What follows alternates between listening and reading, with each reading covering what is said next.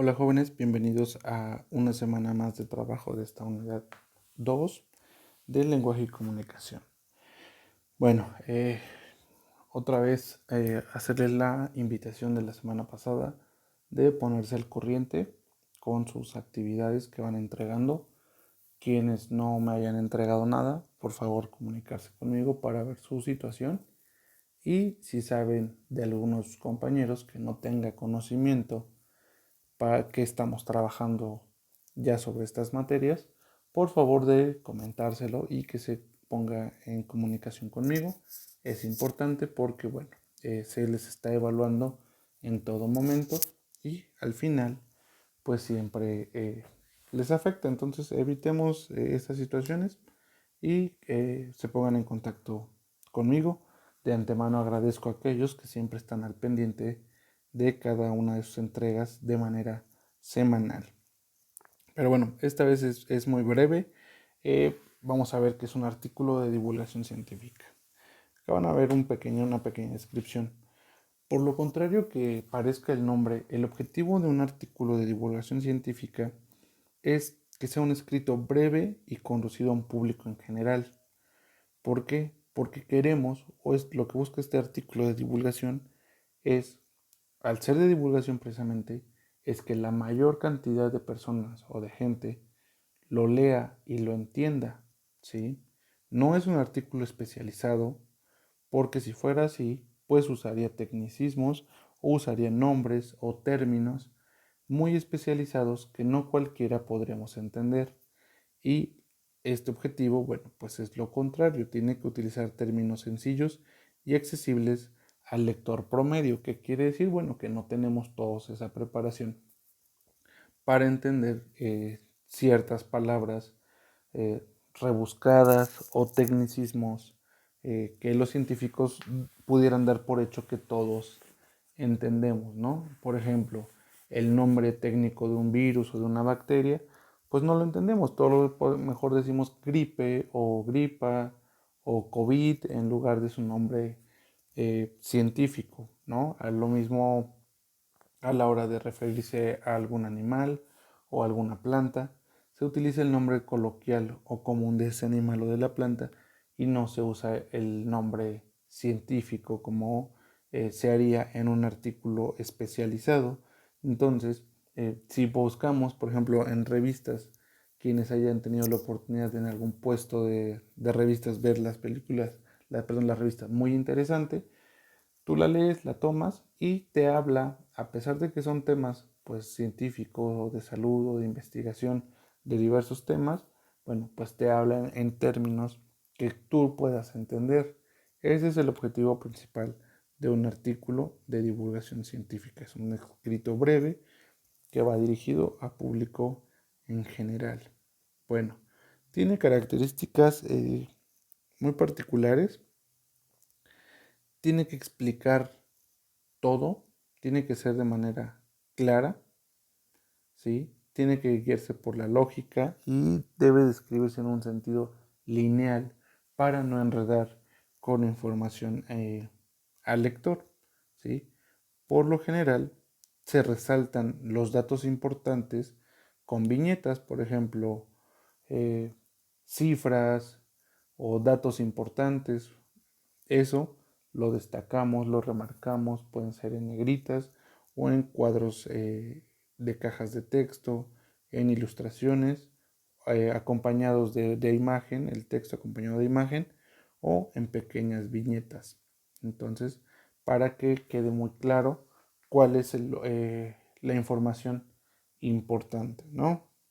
Eh, en una estructura, como ya lo han visto, lleva una introducción, que es un preámbulo general de lo que se va a hablar. Debe ser no mayor a un párrafo. Antecedentes, pues es una revisión de si ya hubo estudios o casos similares en épocas posteriores a esta investigación o al caso o al artículo que se está o al tema del que se está hablando. Debemos tocar los antecedentes porque eso como lectores pues nos da un contexto de lo que estamos buscando. La exposición es el recuento de la información nueva con sus explicaciones gráficas y soportes que hagan la lectura más interesante. ¿Qué quiere decir esto? Bueno, pues ya que tenemos un preámbulo en la introducción, ya que recuperamos información en los antecedentes y damos un poco de contexto, en exposición ya damos a conocer la información nueva eh, para posteriormente llegar a las conclusiones, que es donde se da un cierre que redondee el artículo y retome quizás algunos temas ofrecidos en la introducción o en los antecedentes para ver cómo está avanzando esta investigación. Al ser siempre cuestiones científicas, muchas veces pues no han llegado a su fin o no tienen una conclusión y simplemente bueno, pues se puede presentar los avances. En el tema que vivimos actualmente, bueno, pues ya tenemos antecedentes de alguna enfermedad similar como fue la gripe española a principios de los años 1900-1920, que también atacó a la población aquí en México y fue muy similar a lo que estamos viviendo en la actualidad. En la exposición, bueno, pues cada día nos van dando nueva información sobre cómo se comporta el virus COVID-19, que si tiene nuevos síntomas, que si tiene diferentes reacciones, que si los pacientes evolucionan de diferente manera. Bueno, pues estas son las exposiciones que nos va dando. Y las conclusiones, pues al final siguen siendo un poco ambiguas, un poco abiertas, porque es una enfermedad de la que seguimos conociendo o se siguen conociendo nuevas cosas día con día. ¿Sí? Entonces es un ejemplo de que las conclusiones no siempre tienen que ser un cierre o un punto final definitivo, sino que dan pauta a continuar investigando y que solamente se pone al día la información que se ha obtenido. Y en referencias, bueno, pues es la bibliografía, páginas web, entrevistas, libros, revistas o lo que sea que se haya consultado para saber de dónde salió la información que se acaba de leer. Acá, por favor, omitan esta diapositiva. En el ejemplo, bueno, por favor les voy a pedir que lean este pequeño artículo sobre Elon Musk. Es un constructor de carros eléctricos muy importante, pero que también ha tenido su incursión en viajes espaciales. Entonces, les pido por favor que lean este pequeño artículo, no es muy largo. Y por último, ya que leyeron su información y vieron el ejemplo, te voy a pedir que busques un artículo de divulgación científica en revistas, periódico o internet y lo transcribas a tu libreta para que me identifiques mediante llaves cada una de sus partes. Así que bueno, esa es la actividad de esta semana. Ok, en esta semana de historia del siglo XX vamos a hablar sobre la crisis de 1929, el famosísimo crack. Ya que hemos estado viendo sobre la Primera Guerra Mundial y los avances tecnológicos que tuvo, vamos a ver un lado negativo que tuvo después de que esta terminó. Bueno, el crack del 29 es la caída económica de la bolsa de la ciudad de Nueva York. Todas las empresas del mundo, o la mayoría de las empresas muy grandes del mundo, venden cada una de sus acciones en la bolsa de Nueva York. ¿Qué quiere decir esto? Por ejemplo, si ustedes tienen una familia y esta familia tiene una tienda, van a dividir esa tienda entre 10. ¿Sale? ¿Qué quiere decir esto? Que 5 porciones del valor de su tienda se las quedan ustedes como familia. Y las otras 5 las ponen a la venta en la bolsa. ¿Qué quiere decir esto? Que alguien externo a ustedes puede comprar esas acciones y pasar a ser parte de su empresa. Esto trae responsabilidades económicas porque les va a comprar, les va a dar dinero para que ustedes inviertan en su negocio, pero a la vez en esa proporción le van a regresar ingresos. ¿Cuál es la apuesta aquí? Por ejemplo, si tú vendes, si el valor de tu tienda es de 100,000 pesos y vendes cada una de estas acciones en 10,000, ¿qué quiere decir? Que yo como socio te voy a dar 10,000 por tus acciones.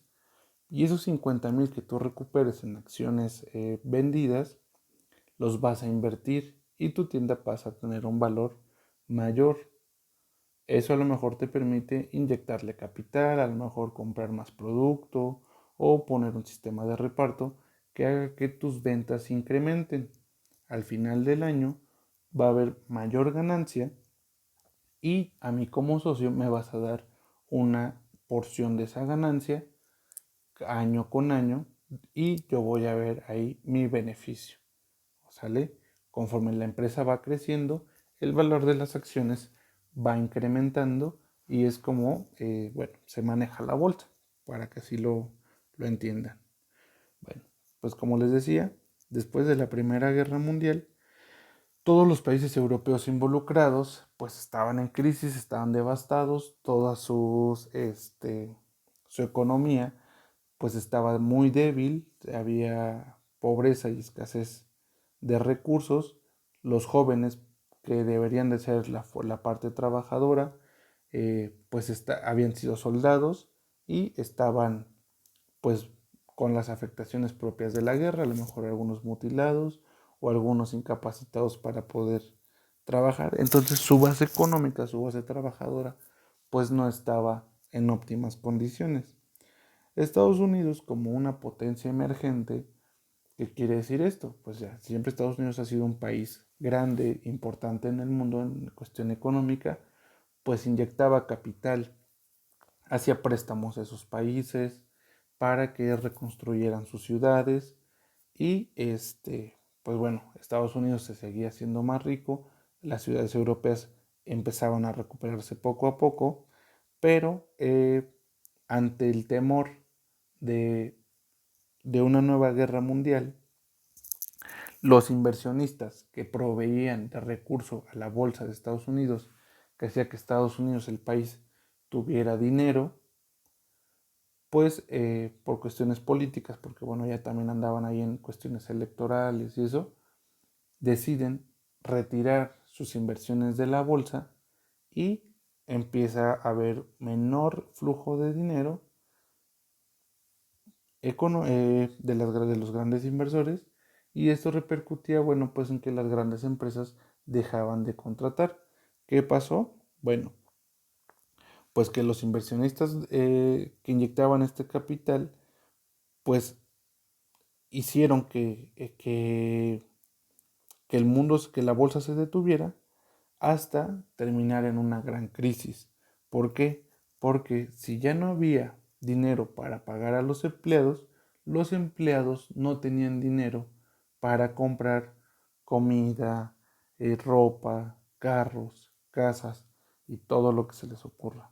Entonces, bueno, pues ante esta situación, lo que todo terminó en una gran crisis porque la clase obrera, la clase trabajadora, dejó de tener pues dinero.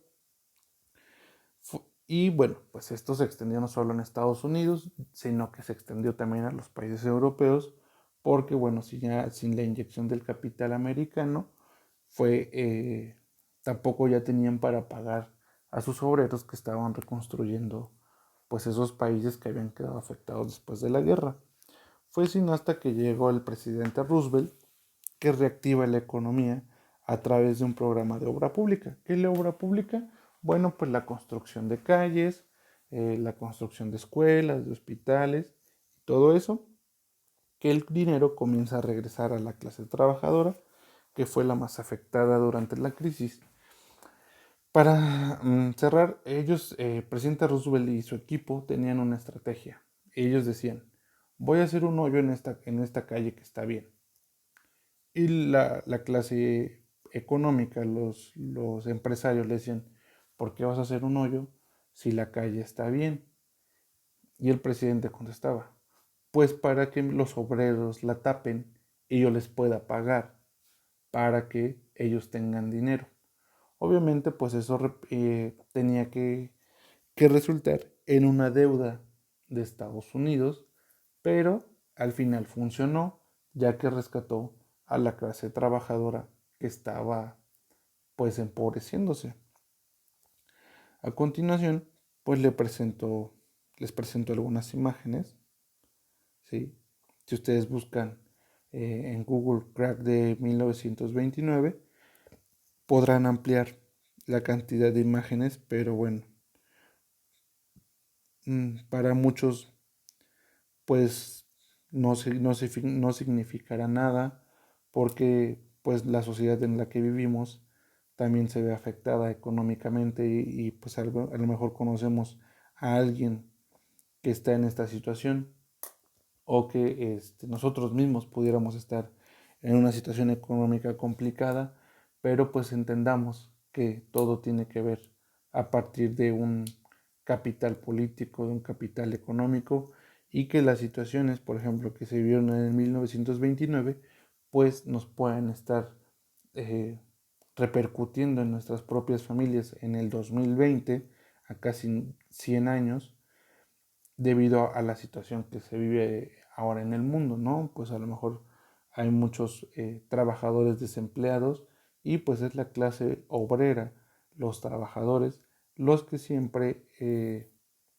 resultan pues más afectados, ¿no? La clase política, la clase, eh, los inversionistas, pues tienen pérdidas, pero siempre tienen una base económica que los respalda, ¿no? Nuestras familias pues sí pueden verse un poco afectadas y bueno, habrá quien pueda sentirse reflejado en esta situación, pero pues entendamos que el mundo así funciona. Entonces, a modo de actividad les pido que redacten una reflexión en su cuaderno de cómo le hacen sentir estas imágenes, tomando en cuenta que todo se genera a partir del desarrollo y término de la Primera Guerra Mundial. A lo mejor son factores diferentes, ¿no? Los que ocasionan la pobreza de estas personas y a lo mejor una situación complicada económica en nuestras familias, pero les pido que por favor nos enfoquemos en estas imágenes y partiendo que vienen de una situación de una guerra mundial. Bueno, por último, en definición de proyectos emprendedores, vamos a hablar sobre el FODA. ¿Qué es el FODA? Bueno, pues es una herramienta para diagnosticar, analizar y planificar. ¿Y qué quiere decir? FODA significan fortalezas, oportunidades, debilidades y amenazas. ¿Qué es? Bueno, pues es una herramienta que se utiliza por empresas y emprendedores que buscan identificar las fortalezas, oportunidades y debilidades y amenazas del negocio. El DAFO o FODA, como normalmente se le conoce, es un elemento fundamental para establecer la base de un buen plan de marketing estratégico. Bueno, pues acá van a observar, van a leer esta infografía sobre los objetivos y de cómo a través de una metodología basada en la identificación de los elementos internos y externos que afectan a nuestra empresa, en la agrupación por pares de dichos elementos para establecer las líneas de acción, para terminar en el desarrollo de dichas estrategias o planes. Vamos a leer con atención esta infografía. Primero, las fortalezas. ¿Qué son las fortalezas? Bueno, también llamadas puntos fuertes son capacidades, recursos, posiciones alcanzadas y consecuentemente ventajas competitivas que deben y pueden servir para explotar tus oportunidades.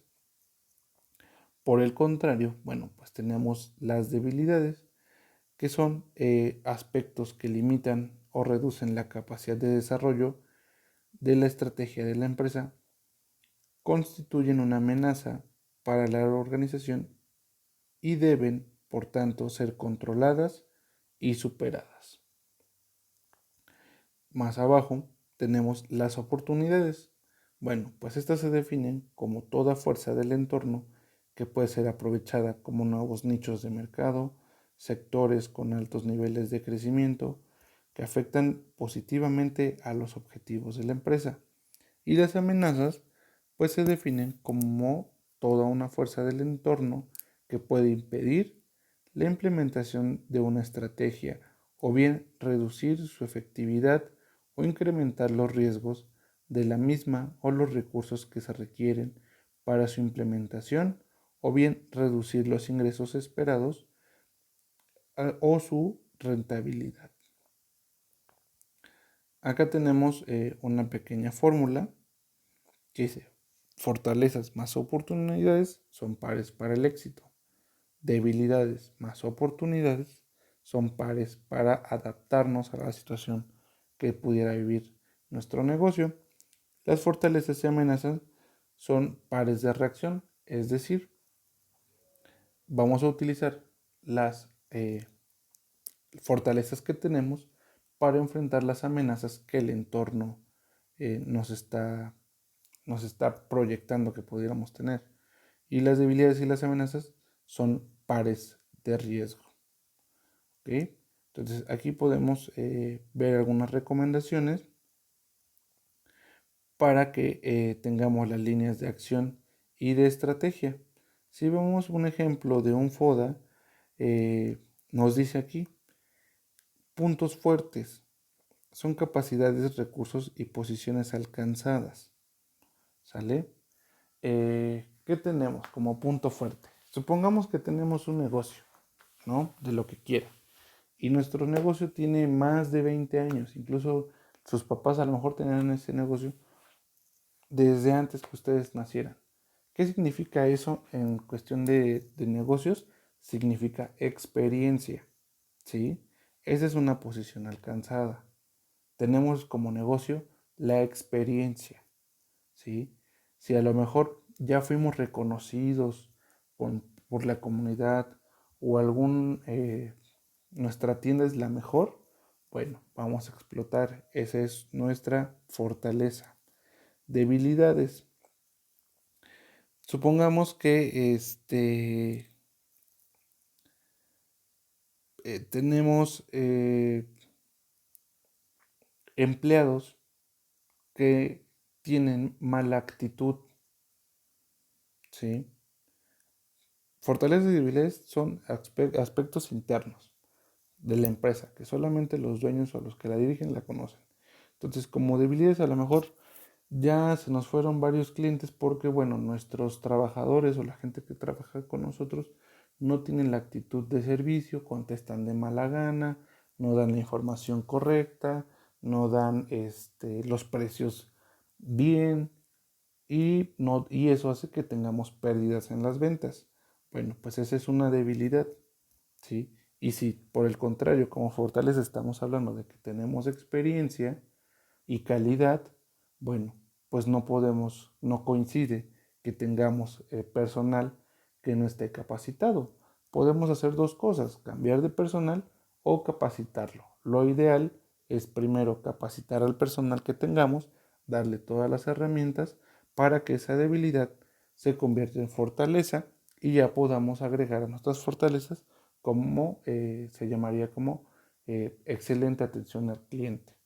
Y entonces tú como cliente cuando llegas a comprar a esa tienda, pues lo demuestras, ¿no? La persona que te atiende conoce los precios, te sabe explicar lo que está vendiendo, si le pides un producto, sabe identificarlo y sabe comprarlo, y entonces esa debilidad tú ya la pasaste a ser una fortaleza. Oportunidades. Bueno, tanto oportunidades y amenazas se refieren al externo, ¿sí? Como dice la infografía, el entorno alrededor de la empresa o del sujeto al que se le está haciendo el análisis FODA. Como oportunidades. Por ejemplo, en esta pandemia, si tenemos una tienda, obviamente, pues para muchos el aislamiento hizo que sus ventas bajaran. Pero varias tiendas, independientemente del rubro, ya fuera artesanías, eh, productos básicos como comida, incluso restaurantes o fonditas, lo que hicieron fue poner servicio a domicilio.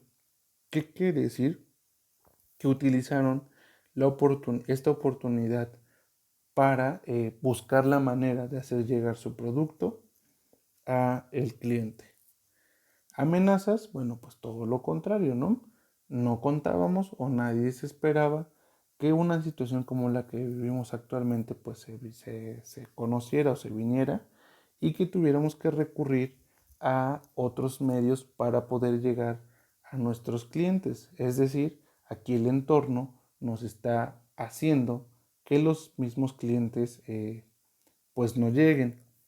Entonces, si no te adaptas, si no encuentras la manera de que tu producto llegue a los clientes o te cierras completamente a no tener redes sociales, a no tener un número de teléfono al cual te puedan preguntar o solicitar tu producto, pues simplemente te vas a estar aislando de tu entorno y cuando te des cuenta, toda la demás competencia se adaptó y ellos son los que se quedaron con todos los clientes.